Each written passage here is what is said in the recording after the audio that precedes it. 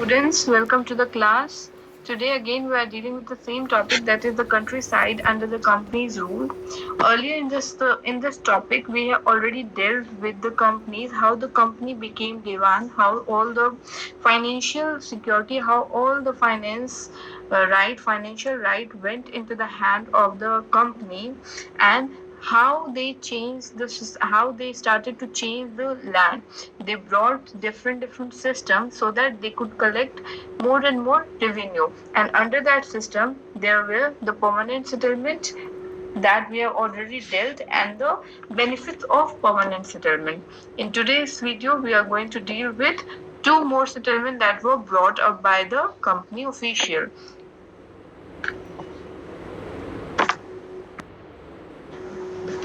Meherwari settlement. See, Meherwari settlement was introduced in 1822, basically in the Ganga Valley. That was the northwest province of Bengal presidency, that is today's Uttar Pradesh, Central Asia, and part of Punjab. And the revenue settlement in this system was made from village to village or by state, with the landlord or head of the families who collectively claimed to be landlord of the state. Now, in Meherwari area, what used to happen? The land revenue was periodically revised. In this, the time period that was given in this settlement was not fixed. It was revised periodically according to the survey that was done on the land. The word Meherwari, when we talk about the word Meherwari was derived from Urdu word that means Mahal, and Hindi we call that a house. And the head of these mahals were the village headmen that collected the tax from village, and it handed over the tax to the government or company official. And this Meherwari system particularly was devised by Holt Mackenzie. The next system that was brought up by company Britishers was Rayatwari system.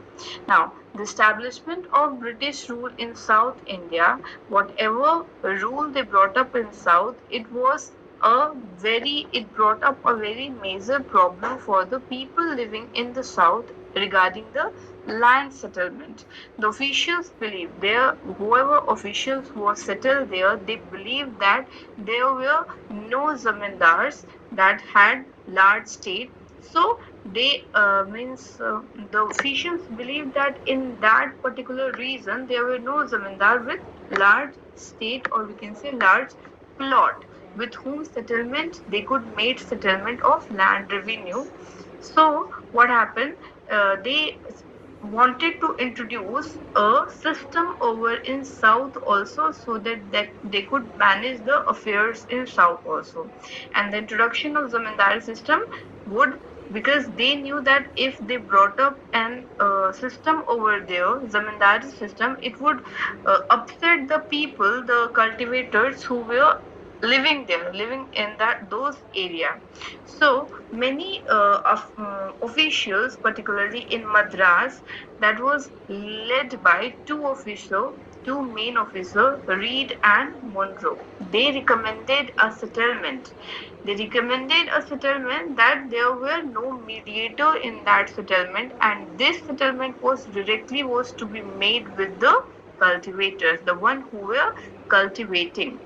They also pointed out that under the permanent settlement, the company was not getting the whole and sole revenue, because there were also zamindar who were mediator. The company was in financial loss as it had to share the revenue with the zamindars and could not claim a share of growing income from the land.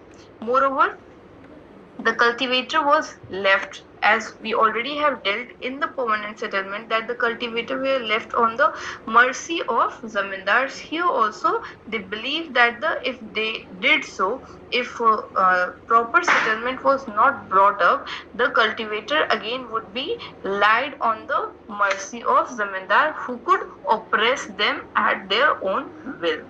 So, under this Raiyatwari settlement, the cultivator was to be recognized as the owner of the land on which they were cultivating, and the subject to payment of land revenue. Means they were the one who will be cultivating on the land, and after that they will be the one who will collect the land revenue of their own area, and they will pay it directly to the government.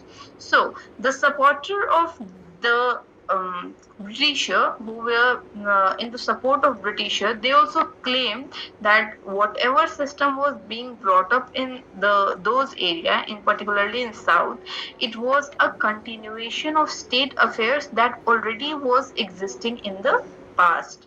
So, in that regard, Monroe said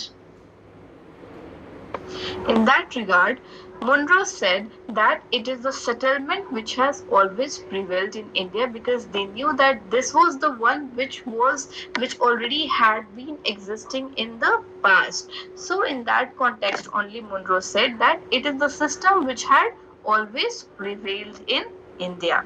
So the Raiyatwari settlement at the end also was introduced in certain parts of Madras and Bombay presidencies.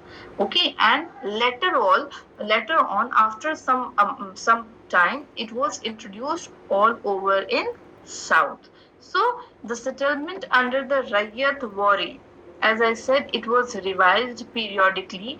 The time period in which it was revised was basically 20 to 30 years. After each 20 to 30 year, particular officer came for the survey of the land, for the different type of cultivation, for the type of soil that was being used, and if they found it to be perfect, the revenue was revised on that basis only. And so when the revenue demanded was usually raised or lowered. So this was done in Raiyatwari settlement. So the Raiyat settlement did not bring into existence a system of peasant ownership. The peasants soon realized, particularly in this, what happened, that the Raiyatwari settlement did not bring any existence or any system of existence to be the peasant as a ownership.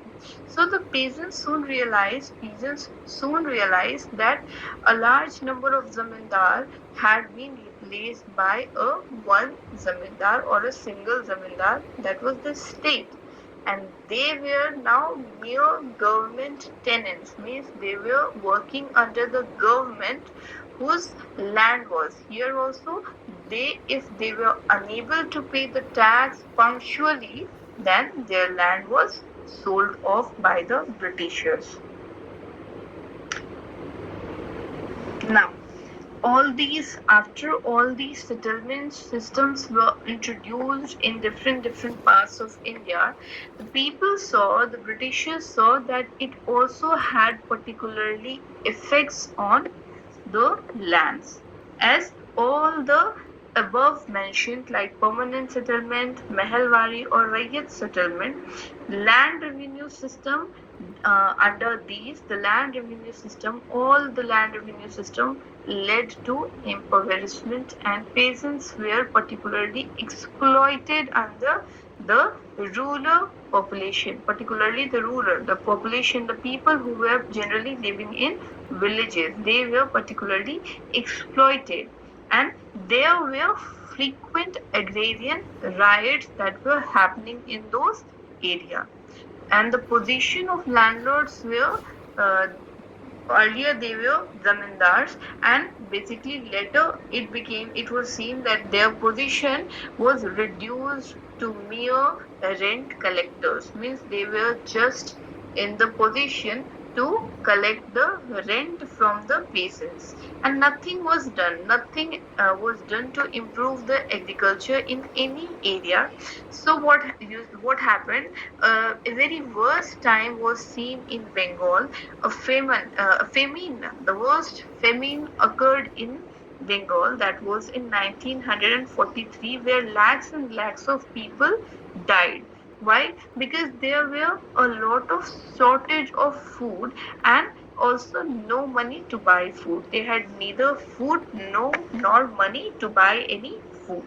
And both the zamindari and rayyatwari created a new kind of private property under all these system. So we used to study that earlier people used to pay tax in terms of kind, means kind, okay. And now what was seen, that whenever the peasants or zamindar were unable to pay revenue in cash, they were not expecting any kind of kind. Okay, if they're not able to pay any kind of tax in any revenue in cash in time, the government auctioned their land, means the government sold off their land, or else the peasants sold part of their land, means part by part they sold their land, so that they could collect money from those land and give it to the money lender or zamindar to pay off their rent. So in this way the land became saleable and transferable. Okay, means either it was transferred to the company official, or the peasants themselves used to sell them the land so that they could get some money out of those land, and the rent could be paid. Okay, so these revenue system encouraged competition and individualism. Okay, the people also started producing for the market. The general people, they, what happened after all these settlement came, they started to produce goods for the market rather than their own need, rather than fulfilling instead of fulfilling their own need or the need of village population. So these were the things that were brought under the different systems, different settlements that were brought up by the company official, or we can say by the Britishers. So I hope till here you are clear. If you have any doubt, do ask me on my number, or drop your question in Google Classroom. I'll try to solve your query. For now, thank you and have a nice day.